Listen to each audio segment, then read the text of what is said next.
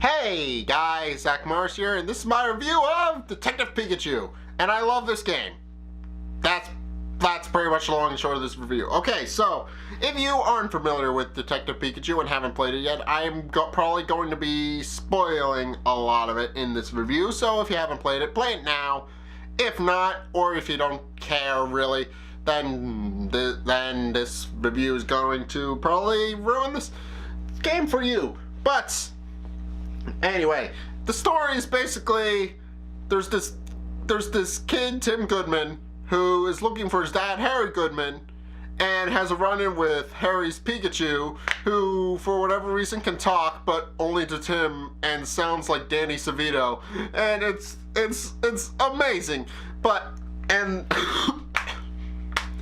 as they go through the game, they realize that there was a drug somebody tried to make as an all-purpose medicine using Mew cells, but somebody screwed up and sent him Mewtwo cells instead. And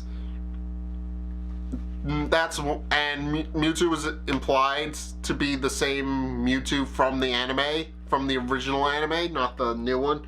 The new one is a completely different one, but it's implied because it's got a man's voice and it knows Shadow Ball, which the original Mewtwo also knew. But the whole story is basically around them trying to find Harry's dad, which they never actually do, and trying to figure out why Pikachu can speak, which they never figure out either. So yeah, and the story is kind of straightforward. It's them going to different locations trying to figure out where the cause of R is coming from. And it's got a pretty good plot twist at the end, which I will get into later. But each chapter just builds on the next one. For example, in chapter 1, they find out where Mewtwo, they meet each other and go into and chase down some Apom who has stolen a necklace from a little girl, and do find it, only to find that the Apom is knocked out in the park, got hit in the head with a soccer ball, and it scared a Burmy nearby, which cloaked itself in a trash cloak and hit and ran like hell, because it also knocked the trash can over and it picked up all the trash, and the necklace had wound up being in the Burmese cloak. And it's also and then they go back to the apartment, and Pikachu shows an interest in coffee, which is kind of funny. But Pikachu didn't like coffee until before the accident, but and Mewtwo, and they go through the game, and then they go to a cave because it was the last place where Harry was investigating.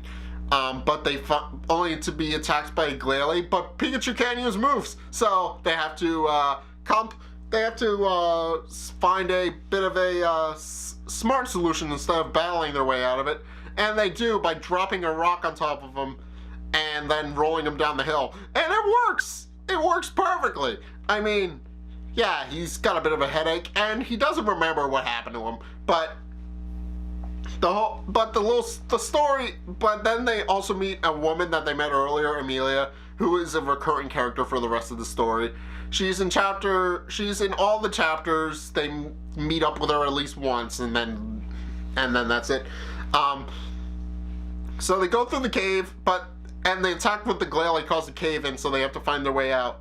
And they also find a vial that Harry had lying around, which they check, and it was and they find it, and they go to where it was, where we actually learn that Shuckle is used to make the medicine for all the different Pokemon games, and the game is canon, kinda. I'm not sure what universe it's canon. It's mainly I think it's canon to the main universe, to the main games. I'm pretty sure, but it's also got elements from the anime in there. For example, Mewtwo being from the anime and that kind of thing. But they go to a lab where they find a match for the vial they found, only to be stopped by one of the scientists who had used the drug they developed to turn one of the Trevenant that was there into a mindless killing machine and tried to squash Tim. And Tim's using a bit of a pseudonym. He's going by Tim Ottman, not Tim Goodman, because Tim Goodman would be a dead giveaway, obviously. And they eventually find out that there was a mysterious Pokemon responsible, and later revealed to be Gengar. They find out it's Gengar, track it down, and use some ghost hunting equipment to trap it. Then find out about the secret lab under the facility, and use that to determine who the actual culprit is that was trying to stop them, which is revealed to be Carlos. And then they go and after that they go through some other place. They go to, after learning about that, they realize that there's footage, but they don't have time to review it because it'll be ready for them by tomorrow. And they also meet the boss, Mr. Clifford, who I'm not going to spoil it yet, but he's important to the plot. So while Mr. Clifford's getting everything set up, they go to the park where the first incident occurred and learn that the Charizard that worked there may have been under the influence of R, and from testimonies confirm that it's the case, and is later confirmed by the footage. And they also know that Harry was being chased by a man with a Skorupi, which I always thought was Skorupi, but apparently it's not. And they also find a Baneri who was handed a little amulet. And we also learn that Mewtwo and Pikachu made a bit of a promise at this point. And Mewtwo, for the most part, is foreshadowed as the big bad of this game, but he's not. In the trailers, it seems like he is, but he's not. I'm just gonna say it. He's the red herring of the game. He's not actually canon. And he's not actually the main bad guy, but I will get into who the main bad guy is. So after investigating, they go to CNN, which is this giant multi-million-dollar television corporation, and they use specially trained Yanma to carry their cameras so they can get unique angles, which is kind of cool, actually. And then one of the other workers, Miko, she leaves, and in the time it takes her to get back, they not only find out where one of the workers, Olga's Perugly, is hiding out, and it's in a container that Magnemite was using to sleep in, because Magnemite gives off magnetic radiation, and it gives off magnetic interference, and that's not good for the equipment, so they keep it in a special box. And they also find out that somebody had stolen Carlisa's violin, and that somebody was about to drop they were almost killed, and that somebody swapped the board plates so that Yanma would crash into it, and everybody thinks the Yanma made a mistake, but it's later revealed that somebody did in fact swipe it, which I just said. But after learning that, they learn that the handyman Keith was actually at the place, and they also do find out before that the host of the show actually stole the violin and was planning on selling it at a black market auction, which does come up later, because he wasn't sure he was going to come back for a second season, even though the producer said they never ever were planning to get rid of him at all, and that he jumped the gun a little bit, and that had to call the police anyway. And then they also learned that one of the handyman, Keith, was there, even though he didn't work at GNN, and that he was responsible for Charizard going berserk, because the drug was in the balloon that Charizard was holding, and Keith's Skorupi popped it on purpose and drove Charizard nuts, which caused the entire scene at Fine Park. So Keith books it to the elevators, and they find out he's on the top floor. Yeah, they find out he's on the top floor.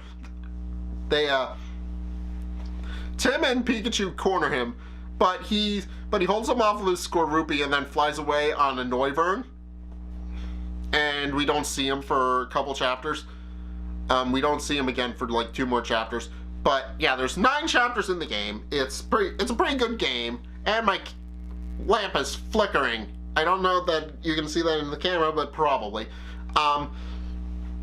So after that, in the scuffle they realized that the amulet that Harry had given Baniri was actually a camera, and get the film off of it, which points them to the warehouses at the wharf, and they eventually determine what that's in section A and which one it is. They sneak in with help from with Detective Baker's Excelgor, who helps them, who tells them that it is doable and holds on to the photos for them, and they get in.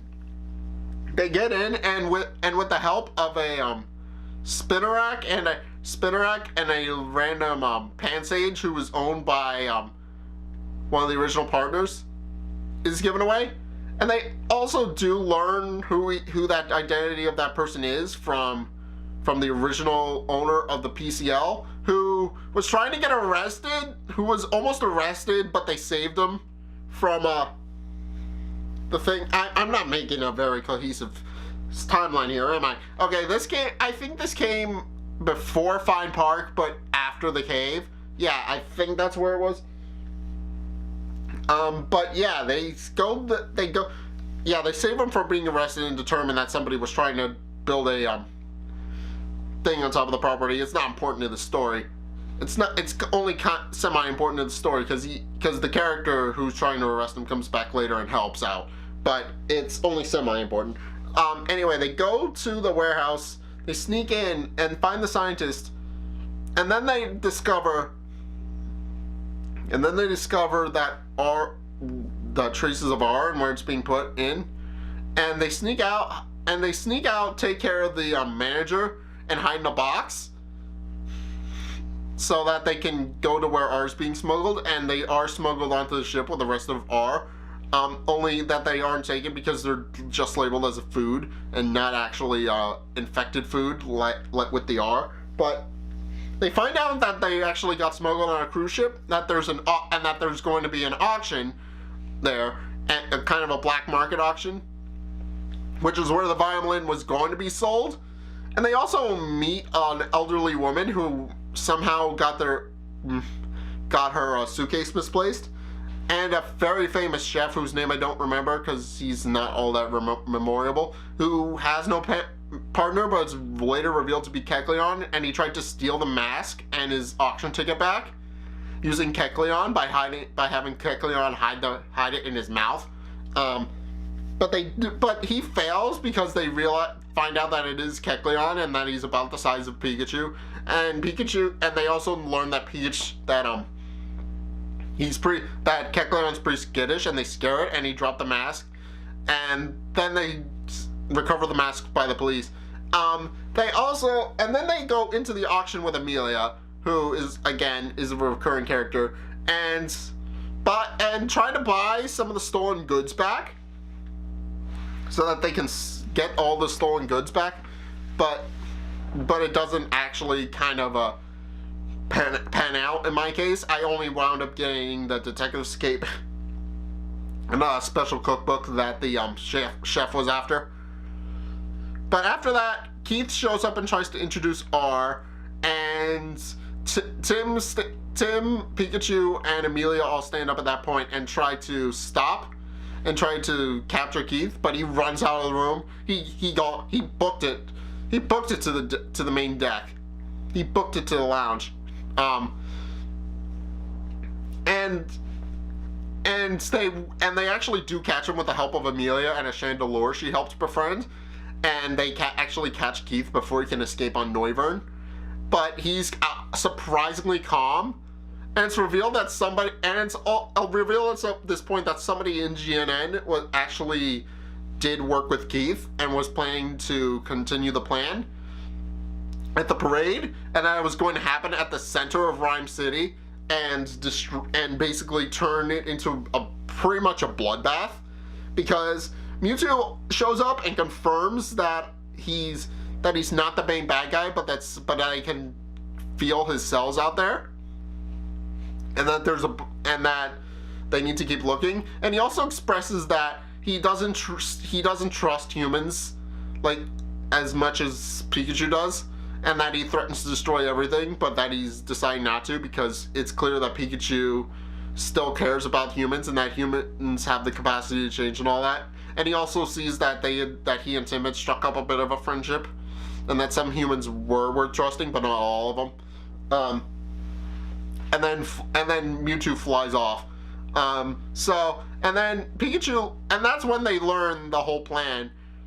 And they also track down the sources of R with the help of the officer from earlier in the story, Brad McMasters, who's a bit full of himself, but he's still a good cop at heart. He was just kind of, he's very determined, I guess what you would say. He's straightforward. He's straight as an arrow. When he makes up his mind, nothing can change that opinion ever.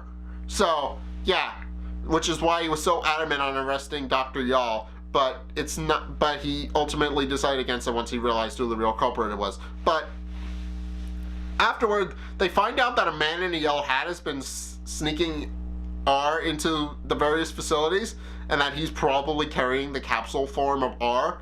So they capture him. And rope off the balloons and the balloons and the food stand that the R was hidden in. Then they realize that there was a fourth stash of R, and that it's most likely hidden in the clock tower in the center of town, which is where the parade is supposed to converge. And they do find a machine. Oh, and then they realize that a key piece of evidence, which is that Pikachu can't use moves. The only person they told was Keith, and somebody who has the information, and somebody else who had the information was also Keith. And it turned out to be Mr. Clifford, who isn't the president, but he is the manager of CNN. And he was trying to make CNN a multi-million-dollar corporation by basically staging the incidents and having the incidents be boosted in ratings so that he can basically rule the world. And he comes in with Amelia in tow, and he's holding her hostage and forces Tim to try and open the containers. And this doesn't work because right at that moment, Pikachu attacks him, and Amelia gets away and stomps him, and then they try to stop the machine from running, but just then Noivern shows up, and Clever climbs on top of it, and is riding it, and he gives it some modified R that he used so that it recognizes its trainer. And it proceeds to destroy the machine, so it'll spread R everywhere. And but Pikachu says that he's not going to let him destroy the world and all of that. Well, I named coffee today. So he unleashes a thunderbolt on it.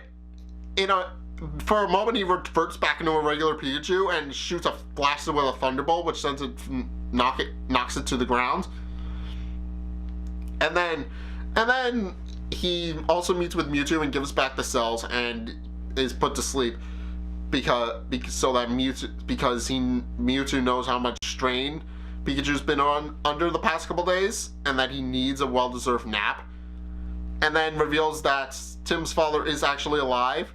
And then Clifford is arrested and sent away. And then it's the next day, and Pikachu decides to pull a really mean prank on Tim and pretend that he's a regular Pikachu. And then reveals, hey, it's just a prank. See, I'm walking on two legs, I'm talking, I have my hat, yeah. But that's basically the game, and I do love this story because the story is very good. As I said, there are some parts that aren't entirely important to the story. For example, the scene the whole thing at GNN is kind of important because it does establish some later plot points. For example, there is going to be it does establish that there's an auction later, and that Keith is one of the main bad guys, but not the main bad guy. But he is a major villain from that point forward. It also establishes and I mean, one that doesn't really make sense except for the part with Dr. Yall, is the whole thing with R, because it is kind of fillery. It's just, oh, this guy's a bad guy. This guy was a bad guy, but he reformed himself. Oh well, better arrest him anyway.